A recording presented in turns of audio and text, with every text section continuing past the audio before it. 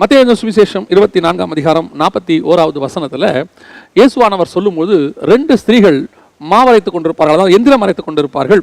அதில் ஒருவள் ஏற்றுக்கொள்ளப்படுவாள், ஒருவள் கைவிடப்படுவாள் என்று சொல்லுகிறார்.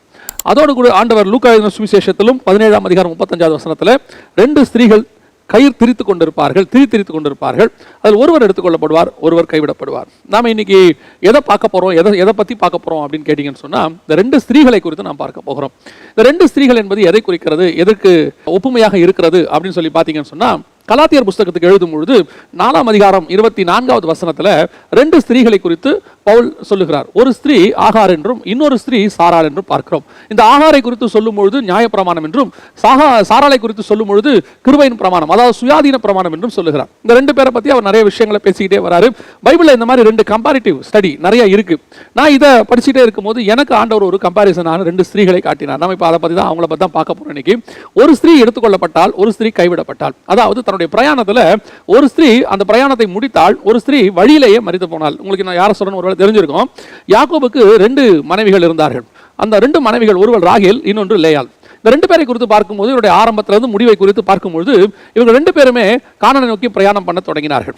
யாக்கோபோடு கூட புறப்பட்டார்கள். சிரியா தேசத்திலிருந்து, அதாவது புறஜாதியா தேசத்திலிருந்து இவர்கள் புறப்பட்டார்கள். புறப்பட்ட இந்த 2 பேருமே முடிவு வரைக்கும் வந்தார்களான்னு பார்த்தீங்கன்னு சொன்னா, 2 பேருமே வராங்க. வர வழியிலேயே ராகேல் மரித்து போனாள். ஆனால் லேயாளோ மக்பெலா எனப்பட்ட குகையிலே, அதாவது மம்ரேயின் சமபூமி, அதாவது குகை ஒன்று வாங்கப்பட்டது, ஆபிரகாமால் வாங்கப்பட்டது. அந்த வசனம் அழகா இருக்கு. அதில் ஆபிரகாமும் சாராளும் அதில் அடக்கம் பண்ணப்பட்டார்கள். அதுல தான் ஈசாக்கும் ரெபேக்காலும் அடக்கம் பண்ணப்பட்டார்கள். அதே கல்லறையில் தான் நான் லேயாளையும் அடக்கம் பண்ணினேன், என்னையும் அங்க பண்ணுங்கன்னு சொல்லி தான் ஆபிரகாம் முடிக்கிறார். அப்ப லேயாளுடைய முடிவை பார்த்தீங்கன்னு சொன்னா, அந்த ஜீனியாலஜில இன்னும் சொல்ல போனா வாக்குத்தத்தம் பண்ணப்பட்டதான ஆபிரகாம், சாராள், ரெபேக்காள், ஈசாக்கு, இந்த அந்த ஒரு முழுமையான பூரணமான முடிவுக்குள்ளே வருகிறது.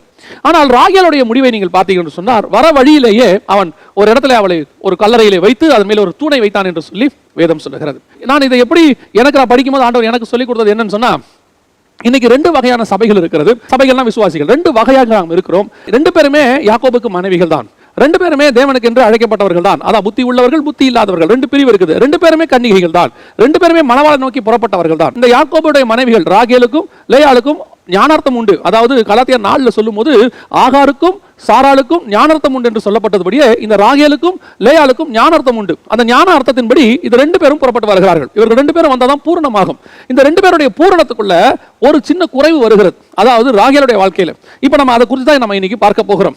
இந்த லேயாளையும் ராகேலையும் குறித்து பார்க்கும்பொழுது, லேயாளுடைய வாழ்க்கை ஆரம்பத்தில் ஒரு அற்பமாக எண்ணப்பட்ட வாழ்க்கை. இந்த காரியத்தை நான் தியானித்த போது எனக்கு சில காரியங்கள் ரொம்ப ஆச்சரியமாக இருந்தது. லேயாளை குறித்து எனக்கு கொஞ்சம் துக்கமாகவும் இருந்தது. ஏன் லேயாளை குறித்து துக்கமா இருந்தது அப்படின்னு கேட்டா, ஒரு சராசரி பெண்ணுக்கு கிடைக்கக்கூடியதான அடிப்படை சுதந்திரம் கூட அவளுக்கு இல்லாத இருந்ததை நாம் பார்க்கிறோம். அவள் மூத்தவள், அவளுக்கு தான் திருமணம் முதல்ல செய்யணும், உண்மைதான். ஆனால் யாக்கோபு அந்த வீட்டில் ஏறக்குறைய ஒரு 7 வருஷமாக இருக்கிறான். 7 வருஷமாக அவனுடைய பார்வை முழுவதும் ராகேல் மேலேயே இருக்கிறது. அந்த 7 வருஷத்துல ஆரம்பிக்கும் பொழுது லாபான் சொல்லுகிறாரு, நான் என்ன செய்யறேன், உனக்கு திருமணம் பண்ணி கொடுக்குறேன் அப்படின்னு சொல்லி ராகேலை திருமணம் பண்ணி கொடுக்குறேன்னு தான் சொல்றாரு. அதற்காக நான் 7 வருஷம் வேலை செய்யறேன் தெளிவா சொல்லித்தான் யாக்கோபு வேலை செய்யறார். உன் இளைய மகளுக்காக சொல்லித்தான் வேலை செய்யறார். இப்போ வேலை காலம் முடிவடைகிறது, 7 ஆண்டு காலம் முடிவடைகிறது. வசனம் சொல்லுகிறது, அவன் என்ன செஞ்சிருக்கான், 7 வருஷம் ராகேலை குறித்து நினைத்து கொண்டிருந்தான். அதனால டைம் போனதே அவனுக்கு தெரியல. 7 வருஷம் அவ்வளவு அழகா வேலை பார்த்து முடிச்சுட்டாரு. திருமணம் பண்ணி கொடுக்க வேண்டிய நாள் வருகிறது. நாம எல்லாருமே என்ன நினைக்கிறோம்னா, லேயாளை அனுப்பி விட்டாரு, அதனால போயிட்டு அந்த ராத்திரியில அந்த அம்மா யாக்கோபோடு கூட இணைந்தாங்க அப்படின்னு சொல்லி பார்க்கிறோம். இது ஒரு புறம், ஒரு வசனம் அப்படியே இருக்கட்டும். லேயாளுடைய மனநிலையை நினைத்து பாருங்கள். அவளுக்கும் ஒரு ஆசை உண்டு, அவளுக்கும் ஒரு இருதயத்தில் எண்ணங்கள் இருக்கும். இப்போ தங்கச்சியை தன்னுடைய கணவன் நேசிச்சு தான் கல்யாணம் பண்ண போறாரு. ஆனால் அவருக்கு இவள் மேல எந்த விதமான நேசமும் இல்லை. திருட்டளவாய் அவள் போய் ஒரு கல்யாணம், திருட்டு கல்யாணம். அதாவது யார் பண்றது அப்படின்னு கேட்டீங்கன்னு சொன்னா, அப்பாவே செஞ்சு வைக்கிறார். அப்படின்னா இவ எவ்வளவு ஒரு நிலைமை பாருங்க. நான் இதை யோசிச்சு பார்க்கிறேன். லேயாளை கூப்பிட்டு லாபான் யாக்கோபை திருமணம் பண்ணி கொள்றியான்னு கேட்கவே இல்லை. உனக்கு அவனை திருமணம் பண்ணிக்கிறான்ற கேள்வி அவன் கேட்கல. ஏங்க கேட்கணும், அந்த காலத்துல எல்லாரும் கேட்டாங்களா? கேட்டிருக்கிறாங்க. இதே லாபான் ஈசாக்கை திருமணம் பண்ண போகும்போது ரெபெக்காளை பார்த்து ஒரு கேள்வி கேட்கிறார். நாம் பெண்ணின் வாய்ப்பிறப்பை கேட்போம் என்று சொல்லுகிறார். பெண்ணின் வாய்ப்பிறப்பை கேட்போம். அப்ப கூப்பிட்டு ரெபெக்காளை கேட்கிறாங்க, இந்த மனுஷனோட போகிறாயா? ரெபெக்காளுடைய முடிவுக்கு அவங்க காத்திருக்கிறாங்க பாருங்களேன். ஒரு தன் தங்கைக்கு அவர் முடிவை எடுத்ததான லாபான் தன் மகளுக்கு என்று வரும்போது அவளை ராத்திரியா போய் அவளுக்கு ஒரு அருவருப்பான காரியத்தை செய்ய சொல்லுகிறான். யோசித்து பாருங்க, அவன் அப்படி செய்தது நிமித்தம் 4 குழந்தை பிறக்கிற வரைக்கும் இந்த லேயாளை யாக்கோபு நேசிக்கல. குழந்தைலாம் பிறக்குது தான், ஆனா யாக்கோபுக்கு நேசம் இல்லை அவன் மேல. ஒரு கடமைக்கான ஒரு வாழ்க்கை. இத்தனைக்கும் அவனை ரொம்ப அன்பா நேசிக்கிறா. அவன் சொல்றா, இப்பொழுது என் கணவர் இணைந்திருப்பார் என்று சொல்லி அவனுக்கு லேவி என்று பெயரிட்டாள். அப்போ என்ன அர்த்தம்? அந்த கணவனுடைய அன்புக்கு எதிர்பார்த்திருக்கிறதான ஒரு அனுபவம். கடைசி வரைக்கும் யாக்கோபுடைய அன்பு அவளுக்கு கிடைக்கவே இல்லை. இது எவ்வளவு சூழ்நிலை யோசித்து பாருங்க. லேயாளை அவளுக்கு தகப்பன் பண்ணதான ஒரு வேலை, அவன் செஞ்சதான அந்த ஒரு காரியம் அவள் வாழ்க்கையே அன்பில்லாமல் போய்விட்டது. அவளுடைய எதிர்பார்ப்பு முழுவதும் கணவனுடைய அன்பாக இருக்கிறது, ஆனால் அது அவருக்கு கிடைக்கவே இல்லை. பல நேரங்களில் நாம் இந்த மாதிரி சூழ்நிலைகள் தான் கடந்து போகிறோம். நாம் அன்புள்ளவர்களாக இருந்தாலும் நம்மை சாடுகிறவர்கள் அன்புள்ளவர்களாக இல்லை. காரணம் என்ன? அவளுக்கு கூச்ச கண்ணியாமா? அது அவள் செய்த தப்பா? அது பிறப்பு அப்படி. அவளுக்கு அப்படி இருக்கும்போது அவள் என்ன செய்யக்கூடும்? அநேகரால் வெறுக்கப்பட்டாள். திருமணத்துக்கு மாப்பிள்ளை கிடையாது, யாரும் அவளை வந்து தேட மாட்டாங்க. வீட்டில் வந்த திருமணத்துக்கான முறை பையன் கூட தன் தங்கையை விரும்புகிறான், தன்னை விரும்பவில்லை. அப்படிப்பட்ட ஒரு சூழ்நிலையில தகப்பன் சொல்றாரு, நீ போய் அவனோடு கூட ராத்திரியில அவனோடு கூட இணைந்து கொள். இப்படிப்பட்டதான ஒரு காரியம் தான் லேயாளுடைய வாழ்க்கை. நம்ம அநேகர் இப்படிப்பட்டதான காரியங்களை கடந்து போய் இருக்கிறார்கள். வீட்டாராலேயே அருவருக்கப்பட்டவர்கள் எத்தனையோ பேர், வீட்டாராலேயே வெறுக்கப்பட்டவர்கள் எத்தனையோ பேர். ஏன் இந்த பிள்ளை பிறந்ததுன்னு சொல்லி கடைசி வரைக்கும் கேட்டவங்க எத்தனை பேர்? பெண் பிள்ளையா பிறந்ததுக்காக எத்தனை பிள்ளைகளை கொலை செய்திருக்கிறார்கள், சிறு வயதிலேயே கொலை செய்திருக்கிறார்கள். எத்தனை பெண் பிள்ளைகளை ஒதுக்கி தள்ளி இருக்கிறார்கள். சில கடிதங்கள்லாம் வரும், பார்ப்போம், மெயிலெல்லாம் வரும். கேட்கும் போது சில சகோதரிகளுடைய அந்த மெயில்ஸை படிக்கும் போது ஆச்சரியமாக இருக்கும். இப்படிப்பட்ட சூழ்நிலைகள் எல்லாம் கடந்து போக முடியுமா? ஒரு வாலிப ஒரு மகள் இவ்விதமாக எழுதியிருந்தாள், அண்ணே எனக்கு வீட்டில் யாருமே கிடையாது, யாருமே எனக்கு திருமணம் செஞ்சு வைக்கிறதுக்குன்னு யாருமே கிடையாது. நான் வந்து ஒரு தனித்து இருக்கிற ஒரு ஆள். எனக்கு யாரையும் விரும்பி போய் கல்யாணம் பண்ணுறதுலாம் இஷ்டம் இல்லை, அது பைபிளுக்கு அகைன்ஸ்ட் எனக்கு தெரியும். எனக்கு திருமணத்துக்கு போய் பேசுறதுக்கு கூட ஆள் இல்லை, யாரும் வந்து எனக்கு கேட்கவும் மாட்டாங்க. நான் வீட்டிலேயே தான் இருக்கிறேன், வேலைக்கு போகிறேன், வரேன், சம்பாதிக்கிறேன். ஆனால் எனக்கு திருமணம் செஞ்சு வைக்க, எனக்கு போய் முறைப்படி பேச எனக்கு யாருமே இல்லை, நான் ஒரு அனாதையாக இருக்கிறேன். இந்த மாதிரி நிறைய இருக்குது. அப்படிப்பட்ட சூழ்நிலை தான் இந்த லேயாள் கடந்து வந்தது. தகப்பன் ஏதோ ஒரு இட தள்ளி விட்டால் போதும். சில நேரத்தில் நீங்கள் பார்த்துருப்பீங்கன்னா சில ஆஃபர் கொடுப்பாங்க, அதாவது கடைகளில் போடுவாங்க. அந்த இயர் எண்டிங் வரும்போது அந்த பொருள் சேல்ஸ் ஆகாது. சேல்ஸ் ஆகாத அந்த பொருளை என்ன செய்வாங்கன்னு கேட்டிங்கன்னா, ஆஃபர் போட்டு ஆடி ஆஃபர் அந்த மாதிரி ஆஃபர்லாம் போடுவாங்க. போட்டு ஒன்று வாங்கினா ஒன்று ஃப்ரீ அப்படின்னு போடுவாங்க. அந்த ஒன்று வாங்கினா ஒன்று ஃப்ரீ அப்படிங்கிற மாதிரி தான் லாபான் லேயாளை அனுப்பி வைக்கிறான். ராகேலுக்கு லேயாள் ஃப்ரீ. யோசித்து பாருங்க, லேயாளோட இருதயம் எப்படிப்பட்டதான உடைக்கப்பட்டிருக்கும்னு கொஞ்சம் நினச்சி பாருங்க. அந்த மாதிரி எத்தனை சூழ்நிலையில் பொண்ணை கல்யாணம் பண்ணி கொடுத்தா போதும், அனுப்பிவிட்டா போதும், சரியா விசாரிக்காம யார் என்னன்னு பார்க்காம தான் வீட்டை விட்டு மக போனா போதும்னு சொல்லி அனுப்பி வச்சு எத்தனையோ பெண்களுடைய வாழ்க்கை நாசமாய் போச்சு. நான் ஒரு இனத்தாருடைய, பழங்குடி இனத்தாருடைய திருமண முறையை கொடுத்து பறிச்சு கொடுத்தேன். ஆச்சரியமாக இருந்தது. அந்த தகப்பன் இடத்துல வந்து என்ன செய்வாங்களான்னு தெரியுமா? ஒரே ஒரு பாட்டில் சாராய பாட்டில் ஒருத்தன் கொடுப்பானாம், இன்னைக்கு உன் மகளை நான் திருமணம் செஞ்சுக்கிறேன்னு. அந்த அவ்வளோதானாமா, அந்த சாராய பாட்டிலை வாங்கிட்டு மகளை அனுப்பி விட்டுருவாங்களாமா திருமணம் செஞ்சு. திருமண முறைனா என்னன்னா, கையை பிடிச்சி கையில் கொடுத்து ஒரு துண்டு மாதிரி ஒன்று கட்டி அனுப்பி விட்டுருவாங்களாம். அவ்வளோதானமா. அவன் கூட்டிட்டு போய் அந்த பிள்ளையோட ஒரு 6 மாதம் 8 மாதம் இருந்து அவள் கர்ப்பவதியான பிறகு திருப்பி கொண்டு வந்து வீட்டிலே விட்டுட்டு போயிடுவானா, எனக்கு வேணான்ட்டு. அவன் திருப்பி வேற ஒரு கல்யாணம் பண்ண போவானா. அந்த பெண்ணுடைய நிலைமையை நினைச்சு பாருங்க. அவளுக்கு இருதயம் இருக்கு இல்லையா? இதுதான் லேயாளுடைய நிலைமை. அவருடைய இருதயம் உடைக்கப்பட்ட நிலைமை. வனாந்திரத்துக்குள்ள போகிற சூழ்நிலையை சொல்றமே, அந்த மாதிரி தான் வீட்டுக்குள்ளேயே இருக்கிறா. நம்ம வனாந்திரம்னா நிறைய பேர் நினைச்சுக்கிறாங்க, நாங்க என்ன வனாந்திரத்துக்கு போறதுன்னா எங்க போறோம், பாலைவனத்துக்கு போறோமா? அநேகருக்கு வீடே வனாந்திரம், அநேகருடைய வீடு வனாந்திரம். வீட்டுக்குள்ள ஏன்டா போறோம், ஏன் சாயங்காலம் வருது வேலையை முடிச்சு ஏன் வீட்டுக்கு போறோம்னு நினைக்கக்கூடிய எத்தனையோ பெண்கள், எத்தனையோ ஆண்கள் இருக்கிறாங்க. சர்ச்சுக்கு வரும்போது நிம்மதியா இருக்குது, திருப்பி ஏன் நம்ம வீட்டுக்கு போறோம், வீட்டுக்கு போகும்போது நிம்மதி இல்லையான்னு சொல்லக்கூடியவங்க எத்தனையோ பேர் சொல்றாங்க. இங்கேயே இருக்கிற நல்லா இருக்குன்னு போகிற பாஸ்டர், சர்ச்சில் இருக்கிற வரைக்கும் நிம்மதியா இருக்குது, வீட்டுக்கு போறதுக்கே பிரச்சனை, பயமா இருக்குது, வீடே வனாந்திரம். அப்படிதான் லேயாளுக்கு. ஒவ்வொரு நாளும் கணவன் தண்டத்தில் அன்பா இருப்பான் எதிர்பார்த்து பார்த்து பார்த்து அவளுடைய வாழ்க்கையில அன்பு கிடைக்காம போயிருச்சு. 4 குழந்தை பிறகுது அவளுக்கு, கிடைக்காம போச்சு. ஆனால் அவனுடைய பார்வை முழுக்க, இன்னும் சொல்ல போனா யாக்கோபு லேயாளுக்காக வேலை செய்தான். ஆனால் லேயாளுக்கு செய்யலாம், ராகேலுக்காக தான் செஞ்சான். 14 வருஷமா ராகேலுக்காக தான் வேலை செஞ்சிருக்கான், லேயாளுக்காக வேலையே செய்யல. அப்படிப்பட்ட சூழ்நிலையில தான் லேயாலும் ராகேலும் புறப்படுறாங்க. புறப்படும் போது இந்த ராகேலை யாக்கோபு அதிகமாக நேசிக்கிறான். அதனால தான் இயேசு கிறிஸ்து சொல்லும் போது இஸ்ரவேலரையும் புறஜாதியரையும் குறித்து சொல்லும் போது, இஸ்ரவேலருக்கு ஆபிரகாம் மூலமாக அவர் எல்லா விதத்திலும் வாக்குத்தத்தம் பண்ணப்பட்டு எல்லாம் செஞ்சிருந்தாலும், புறஜாதியரை குறித்து சொல்லும் போது தேடாதவர்களாலே நான் கண்டடையப்பட்டேன்ங்கிறார். நான் தேடாதவர்களாலே கண்டடையப்பட்டேன். ஏசாயா அதை குறித்து சொல்லுகிறான்னு சொல்றார், நான் தேடாதவர்களாலே கண்டடையப்பட்டேன். அப்படிதான் ஒரு புறஜாதியார் மாதிரி தான் அங்க இருக்கிறான். லேயாளை பொறுத்த வரைக்கும் ஒரு புறஜாதி சபை மாதிரி, ராகேலை பொறுத்த வரைக்கும் விரும்பின சபை, இஸ்ரவேலர்கள் மாதிரி அப்படி இருக்கிறாங்க. நான் எப்பவுமே இந்த ரெண்டத்தையும் தனித்து பார்க்கறது இல்லை, இணைச்சு தான் பார்க்கிறேன், சொல்றேன். அப்படி இருக்கிறாங்க. இப்ப புறப்படுறாங்க. புறப்படும் போது ராகேல் இவ்வளவு தூரம் நேசிக்கப்பட்டு 14 வருஷம் தன்னுடைய வாழ்க்கையே செலவு பண்ணியிருக்கிறான் யாக்கோபு. ஆனால் அவள் அவனுடைய கல்லறையில வைக்கப்படவில்லை. அவள் தன்னுடைய ஓட்டத்தை முடிக்கவில்லை. அந்த ஓட்டம் பாதியிலேயே முடிந்து போனது. இன்னைக்கு ஆண்டவர் நம்மளை அப்படிதான் விலைக்கரையும் கொடுத்து வாங்கி இருக்கிறாரு. ஆண்டவர் நமக்காக நிறைய செலவு பண்ணியிருக்கிறார். தன் ரத்தத்தையே கொடுத்திருக்கிறாரு, தன் ஜீவனை கொடுத்திருக்கிறாரு. புறஜாதியாருக்கும் இஸ்ரவேலருக்கும் ஒரே அளவில் தான் ரத்தம் சிந்தி இருக்கிறாரு. 2 பேருக்கும் அவர் வேலை செஞ்சிருக்கிறாரு, 2 பேருக்கும் அவர் ரத்தம் சிந்தி இருக்கிறாரு.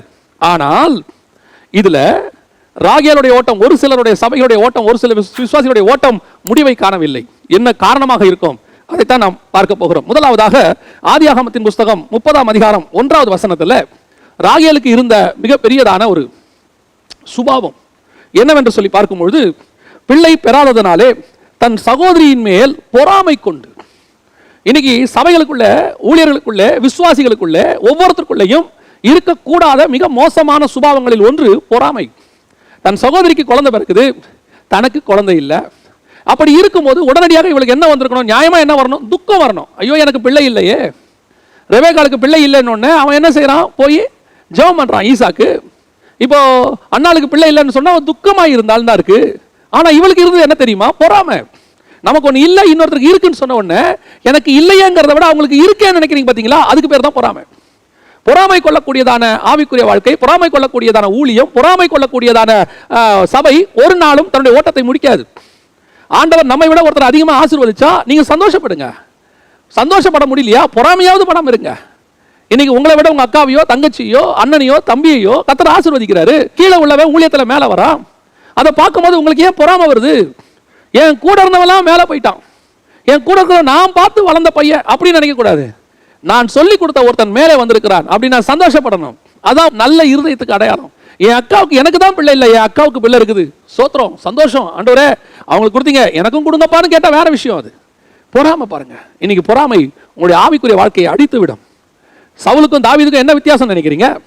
சவுலை கேவலமாய் பேசும்போது கூட, இவனா எங்களுக்கு ராஜான்னு சொல்லும்போது கூட அவன் அமைதியாக இருந்தான். அவங்களை கொல்ல வேண்டும் என்ற ஒரு சிச்சுவேஷன் வருது. அன்னைக்கு அவன் ஜெயிக்கிறான்.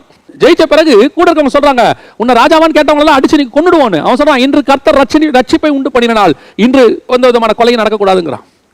அப்படி இருக்கும்போது அதே சவுல் தனக்கு எதிராக ஒரு மனுஷனை, ஒரு சின்ன பையனை ஜனங்கள் பாராட்டின போது அவனுக்குள்ளே வந்ததான மிக முக்கியமான காரியம் பொறாமை. சவுல் கொண்டது 1000, தாவீது கொண்டது 16,000. அப்படி சொன்ன உடனே அவனுக்கு ஒரு பொறாமை வந்துருச்சு. அந்த பொறாமை தான் சவுலுடைய வீழ்ச்சிக்கு காரணம். சவுலுடைய வீழ்ச்சிக்கு அதுதான் காரணம். அங்க ஆரம்பிச்ச பொறாமை கடைசியில அவன் வாழ நாண்டு கொண்டு சாகிற வரைக்கும் போச்சு. என்ன செஞ்சிருக்கலாம் சவுல் தெரியுமா? நான் சொன்ன மாதிரியே என்னுடைய ஆசியில பாதிய, என் நாட்டில் பாதிய, என் மகளை அவனுக்கு திருமணம் செஞ்சு கொடுத்து அவனையும் ஒரு ராஜாவாக்கி அழகு பார்த்து அவன்கிட்ட சொல்லியிருக்கலாம், யோனத்தான் எனக்கு அப்புறம் இருப்பான், நீ அவனுக்கு உதவியா இருந்தா தாவீது மாட்டேன் சொல்லியிருக்க போறான். தாவீதுடைய இருதயம் அப்படிப்பட்ட இருதயமே கிடையாது. அவன் எல்லாத்துக்கும் தயாரா இருந்தான். சவுல் ராஜ்யபாரம் முடிக்கிற வரைக்கும் அவன் ராஜாவாகல பாருங்க. அவன் சவுல் மேல கையே போடல பாருங்க. அப்படிப்பட்டதான ஒரு மனுஷன். ஆனால் நடந்தது என்ன? தாவீது மேல சவுலுக்கு பயங்கரமான பொறாமை. அவனை எப்படியாவது கொண்டுறணும், எப்படியாவது அழிச்சிடணும். இங்க ராகேலுக்கு இருந்தது அதுதான். போய் யாக்கோபு கிட்ட சண்டை போடுறான், எனக்கு பிள்ளை கொடும். அவன் சொல்றான், கர்த்தர் உன் கர்ப்பத்தை அடைத்திருக்கிறார். கர்த்தர் உனக்கு கொடுக்காம ஒரு காரியத்தை கொடுங்க நீங்க கேட்கும் போது உங்களுக்கு எப்படி கிடைக்கும்? கர்த்தர் உனக்கு என்ன கொடுத்தாரோ அதுதான். ஒருத்தருக்கு 5 வகையான ஊழியம், 5 வகையான ஊழியத்திலையும் 5 பேருக்கு ஆண்டவர் கொடுத்திருக்கிறாருன்னா 5 வகையில அவங்களுக்கு ஏத்த மாதிரி தான் கொடுத்திருப்பாரு. அவங்களுக்கு அது கிரியை செய்து எனக்கு கிரியை செய்யலையே, இதுல என்ன இருக்கு? ஒரு காலத்துல ஒரு மிகப்பெரியதான ஊழியர் பிரசங்கம் பண்ணதை நான் கேள்விப்பட்டிருக்கிறேன், நான் பார்த்துருக்கிறேன் அந்த வீடியோவை. அதில் அவர் சொல்லுவார், என்னுடைய மீட்டிங்க்கு கிரௌடு வருது அப்படின்னு உடனே எதிரில் இருக்கிறவங்களுக்கு போறாம உடனே எங்க மீட்டிங்கு கிரௌடு வருதுன்னு ஒரு அனௌன்ஸ்மெண்ட். அவர் எத்தனை லைட் போட்டாரு? அவரு 100 லைட் போட்டாரு, எனக்கு 200 லைட் போடு. அவர் ஸ்டேஜ் என்ன சைஸ் போட்டாரு? 10க்கு 10, எனக்கு 10க்கு 15 போடு. ஏன்? நான் அவரோட பெரிய ஊழியக்காரன் காட்டணும். போறாம அடுத்த ஊழியர் மேல பொறாம, அடுத்த விசுவாசி மேல பொறாம, அடுத்த சபை மேல பொறாம. இன்னைக்கு நம்ம எல்லாருமே ஒரு ராஜ்யாவுக்கு தானே வேலை செய்யறோம், ஒரு ராஜ்ய பாரம் தானே. இப்போ நீங்க யோசித்து பாருங்க, உங்க கால் மாதிரியே கை இருந்தா ஓகேவா? காலுடைய நீளத்துக்கும் கையுடைய நீளத்துக்கும், கை இந்த ஷேப்ல இருக்கும், கால் அந்த ஷேப்ல இருக்கணும். இல்ல எனக்கு கை 4 கை இருந்தா நல்லா இருக்கும்னு சொன்னா வருமா? மிருகமா மாறிடுவோம். மிருகமே முன்னங்காலம் பின்னங்காலம் வேற வேற தான். அப்ப ஆண்டவர் ஊழியத்தை அப்படித்தான் வச்சிருக்கிறாரு. நாம எல்லாம் இணைந்து செய்வதற்கு கர்த்தர் வச்சிருக்கிறார். இன்னைக்கு ஒரு ஊழியரை பார்த்தோ, விசுவாசியை பார்த்தோ, சக விசுவாசியை பார்த்தோ, நான் இன்னும் சொல்றேன், ஒருவேளை ரட்சிக்கப்படாதவங்களா இருந்தாலும் அவங்கள பார்த்து கூட பொறாமப்படாதீங்க. உங்க ஆபீஸ்ல ஒருவேளை உங்களை விட கீழே இருக்கிறவங்க மேல வராங்களா, கர்த்தர் உயர்த்துறாரா, அப்படியே அமைதியா இருங்க. கர்த்தர் சில நேரங்களில் நம்மளை அடக்கி வச்சிருப்பாரு. ஏற்ற காலம் வர வரைக்கும் நம்மளை அடக்கி தான் வச்சிருப்பாரு. நமக்கு தேவையானதை கர்த்தர் ஏற்ற நேரத்தில் தருவதற்கு வல்லமை உள்ள தேவனாக இருக்கிறார். அவர் அநீதி உள்ள தேவனே கிடையாதுங்க. ஆனா நமக்காக ஒரு காலம் வச்சிருப்பாரு, அது வரைக்கும் வெயிட் பண்ணணும். எனக்கு ஒரு ஊழியரை தெரியும். அவர் உண்மையாய் ஊழியம் செய்ததான ஒரு மனுஷன். அவர் ஊழியம் செய்த காலத்தில் அவர் கர்த்தருக்கு உண்மையாய் செய்ததுனால அவர் எந்த கடனும் வாங்க மாட்டார். அவர் எந்த ஒரு காரியத்தையும் செய்ய மாட்டார். அவரோடு கூட இணைந்து அவருடைய நண்பர் ஒரு ஊழியம் செய்து கொண்டிருந்தார். அவர் எல்லாவற்றையும் உடனடியாக இன்ஸ்டால்மெண்ட்ல வாங்கி தன்னுடைய ஊழியத்தை நல்லா கம்பீரமாக காட்டணும்னு நினைக்கக்கூடியதான ஒரு மனுஷன். கார் வாங்குவார், எல்லாம் வாங்குவார். இந்த மனுஷன் வீட்டில் ஒன்றுமே இருக்காது. அப்ப அவருடைய மனைவி அவரை பார்த்து, உங்க ஊழியத்தை கர்த்தர் ஆசீர்வதிக்கிறதே கிடையாது, உங்க ஊழியத்தை கர்த்தர் கை விட்டுட்டார். ஏன்? அவர் ஊழியத்தை கர்த்தர் ஆசீர்வதிச்சிருக்காரு, அதனால தான் கார் கொடுத்திருக்கிறார். இந்த ஊழியர் வந்து சொல்வாரு, எப்படி புரிய வைக்கிறதுனே தெரியல பாஸ்டர், எப்படி இவங்களுக்கு புரிய வைக்கிறதுனே தெரியல. ஊழியம் என்பது என்ன? அடுத்தவங்களை பார்த்து அந்த மாதிரி வளர்றது கிடையாது, அவங்கள பார்த்து வளரணும் கிடையாது. சிலர்லாம் பார்த்தீங்கன்னா பிள்ளைகளை சொல்லுவாங்க, பாரு அவன் எப்படி மார்க் எடுக்கிறான், நீ ஏன் எடுக்கல? அவனுடைய கெப்பாசிட்டிக்கு அவன் மார்க் எடுக்கிறான், இவன் கெப்பாசிட்டிக்கு இவன் மார்க் எடுக்கிறான், அவ்வளோதான். யாரால என்ன முடியுமோ அதான் படிக்க வைக்கிறோம், சொல்லி கொடுக்குறோம், என்ன வருமோ அவ்வளோதான். ஆனால் வர்றது அவ்வளோதான் வரும். அதை விட்டுட்டு அந்த மாதிரி எடு, இந்த மாதிரி எடு. எல்லாரும் பெரிய ஆல்பர்ட் ஐன்ஸ்டீன் மாதிரி ஆயிட முடியுமா? அத்தனை பேருமே தாமஸ் ஆல்வா எடிசன் ஆயிட முடியுமா? இல்ல அத்தனை பேருமே ஊழியத்திலுமே சொல்றேன், எல்லாருமே பவுல் ஆயிட முடியுமா? எல்லாருமே மோசே ஆயிட முடியுமா? கர்த்தர் யாருக்கு என்ன வைத்தாரோ அந்த ஓட்டத்தில் ஓடி கடைசி வரைக்கும் முடிக்கணும். பொறாமை கொள்ளாதீங்க, அடுத்த ஊழியத்தை பார்த்து ஏங்காதீங்க. அவர் இப்படி வந்துட்டாரு, நானும் வந்துடணும். இன்னைக்கு நிறைய பேருக்கு அதுதான். ஃபாதர் பெர்க்மன்ஸ் இத்தனை 40 வால்யூம் போட்டு அவர் கர்த்தர் உயர்த்தி இருக்கிறாரு. உடனே இன்னைக்கு வரவங்க என்ன ஃபாதர் பெர்க்மன்ஸ் மாதிரி ஆகணும். என்ன ஆகணும்? உடனடியாக போட்டு சிடியை போட்டு அப்படியே பாட்டை போட்டு உடனே யூடியூப்ல ஏத்தி அவர் இத்தனை வருஷம் அவர் அனுபவத்தில் அவர் பட்ட பாடுகள் எல்லாத்தையும் 4 வருஷத்துல சம்பாதிக்கணும்னு நினைக்கிறாங்க. முடியுமா? முடியாது. எல்லாருமே ஃபாதர் பெர்க்மன்ஸா மாற முடியாது, எல்லாரும் சால நவரோஜியா மாற முடியாது.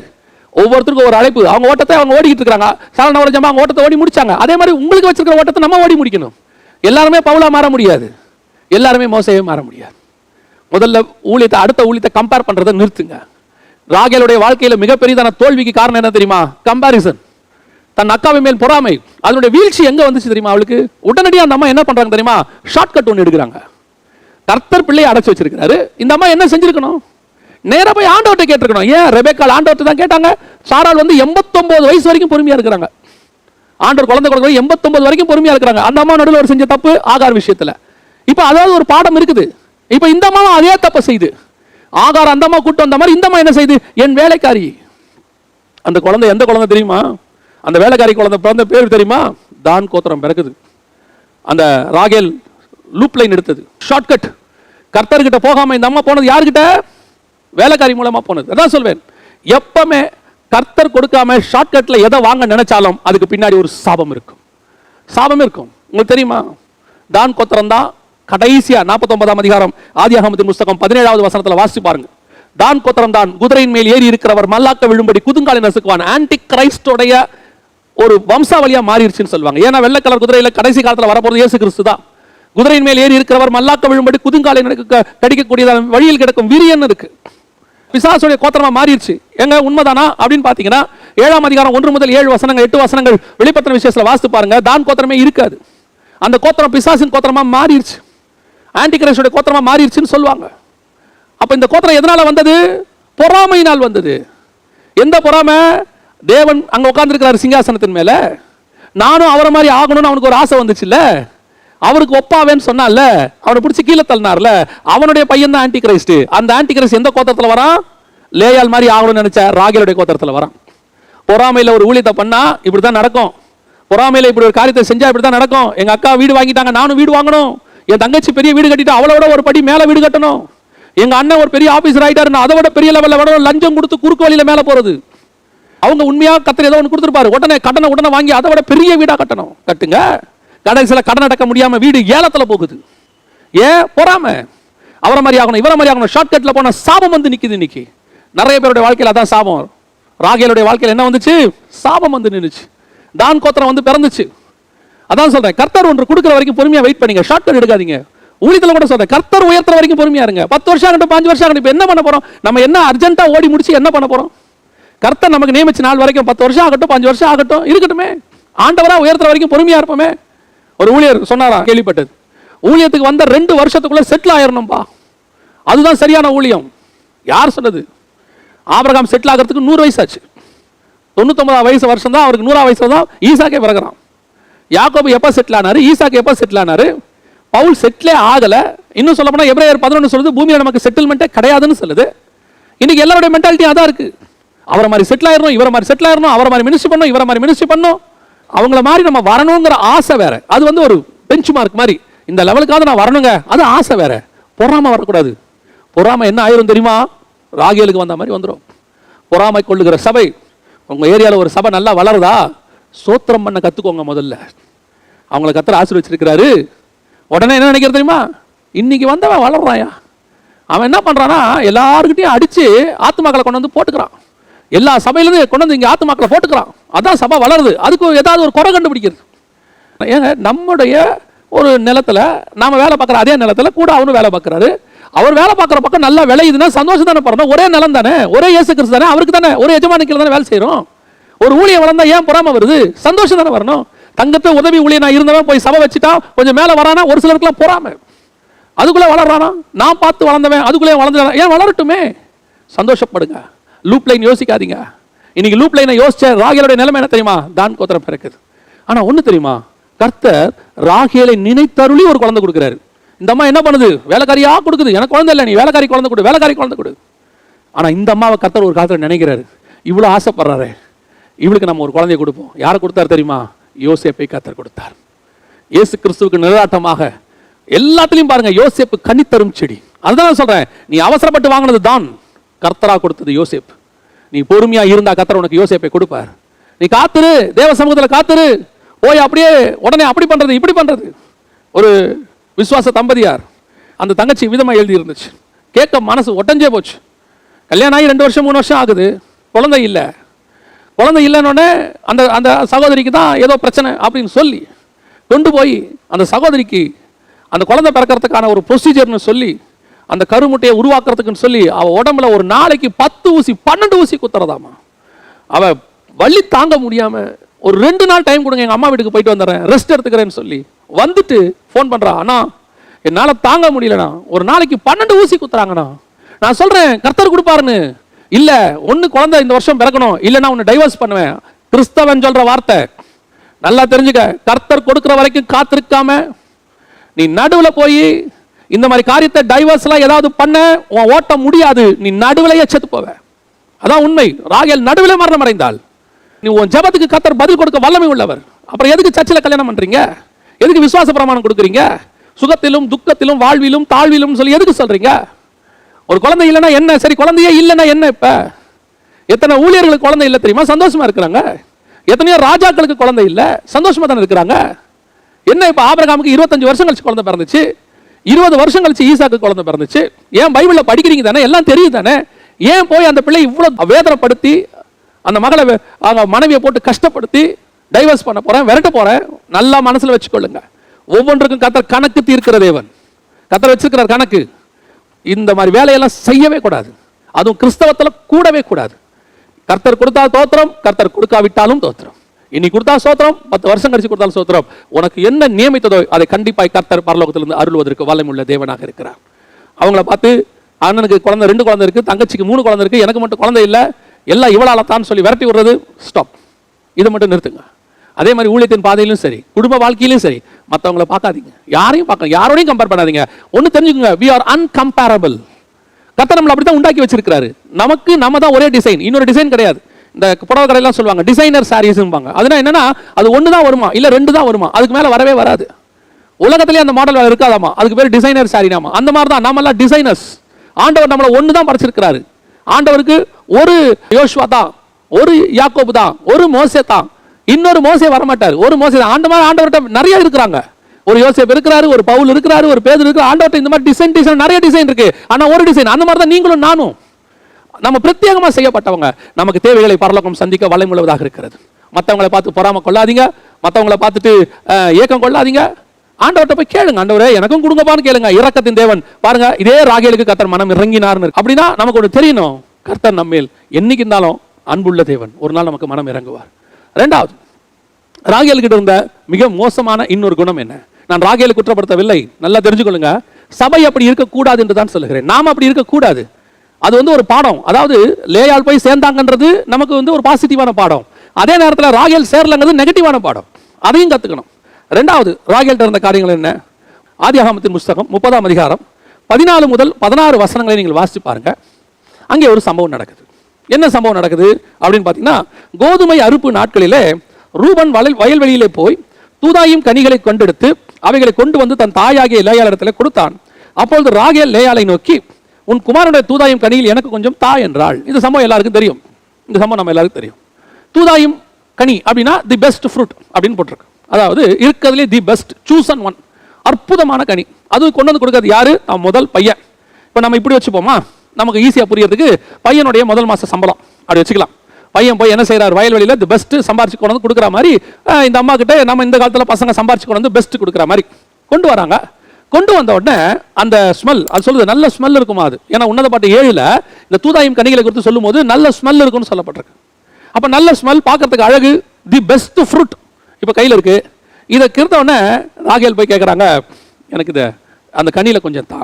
இப்போ அந்த அம்மா சொல்கிறாங்க, நீ என் கணவரையும் எடுத்துக்கிட்ட, இப்போ என் கனியும் கேட்குற என்ன நியாயம்? இப்போ அவங்க சொல்கிறாங்க, எனக்கு கனி வேணும், நீ என் கணவன் எடுத்துக்கோன்றான்.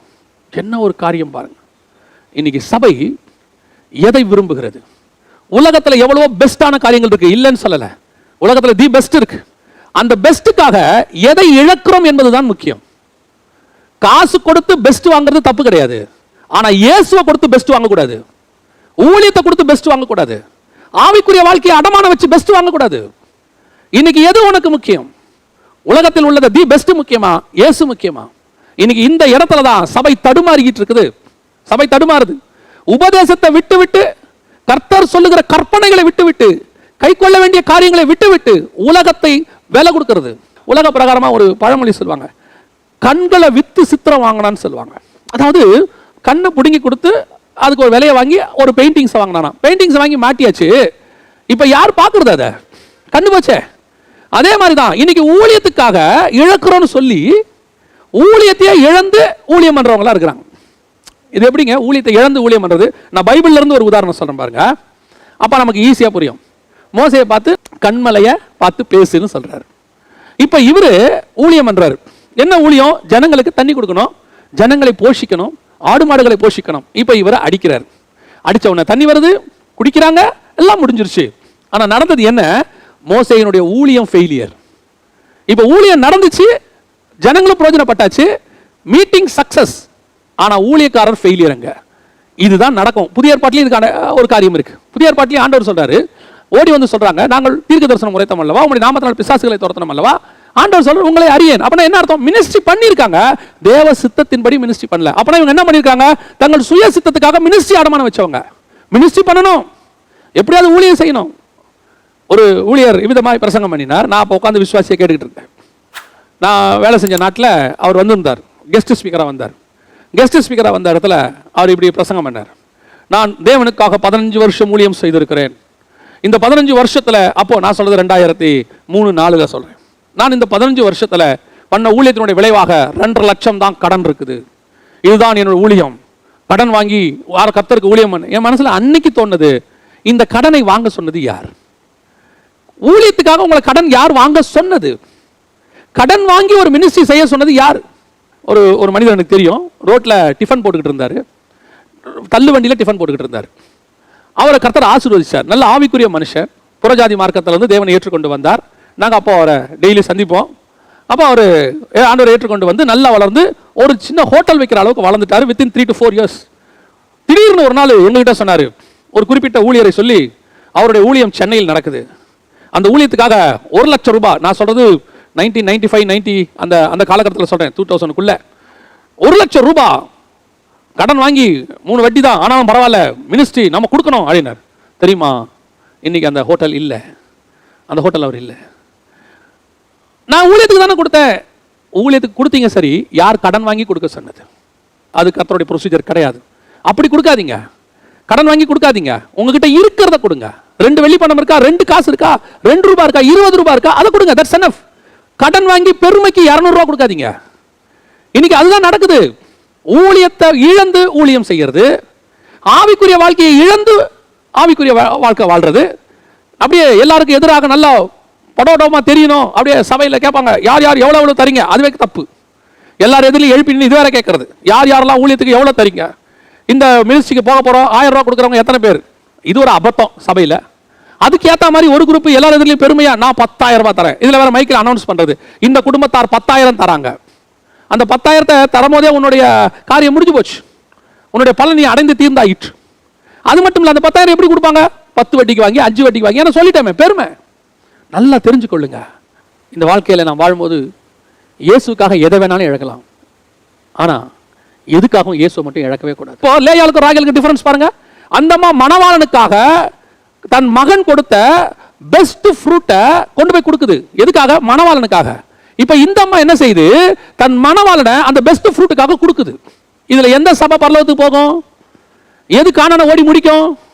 தேவனுக்கு என்று இழக்கிறவன் போவானா? தேவனை இழந்து எதையாவது பெற்றுக்கொள்றவங்க போவாங்களா? ஆண்டவர் சொல்றாரு மத்தேயு சுவிசேஷம் 13ஆம் அதிகாரம் 44 45வது வசனத்துல நீங்க வாசிச்சு பாத்தீங்கன்னா, பரலோக ராஜ்யம் எப்படி இருக்கிறதா? முத்துக்கு சமானமாக இருக்கிறது, புதையலுக்கு சமானமாக இருக்கிறது. எல்லாவற்றையும் விற்று ஒரு வியாபாரி அதை வாங்கினானாம். தனக்கு உண்டான எல்லாவற்றையும் விட்டு பரலோக ராஜ்யத்தை வாங்கினானாம். இன்னைக்கு எதை வித்து வாங்கிட்டு இருக்கிறோம்? நாம இன்னைக்கு இயேசுவை வித்து எல்லாத்தையும் வாங்கிட்டு இருக்கிறோம். இயேசு இன்னைக்கு என்ன ஆயிட்டார் தெரியுமா? ப்ராடக்டா மாறிட்டாரு. Selling product. இன்னைக்கு அதான் சொல்லுவேன், எனக்கு ரொம்ப ஆச்சரியம். இன்னைக்கு பிசினஸ் மைண்ட் இல்லாம கிறிஸ்டியன் மினிஸ்ட்ரிஸ் விரல் விட்டு எண்ணக்கூடிய அளவுக்கு தான் இருக்கு.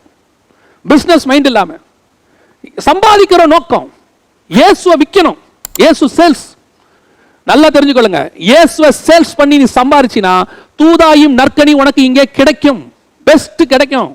பெஸ்ட் அந்த சம்பாதியத்துல பெஸ்ட் கார் வாங்குவ, நீ அந்த சம்பாதியத்துல பெஸ்ட் வாழ்க்கை வாழ்வ. ஆனா ஓட்ட முடியாது, நடுவில் செத்து போவ. ராகேலுடைய ஓட்டம் நடுவில் செத்து போச்சு.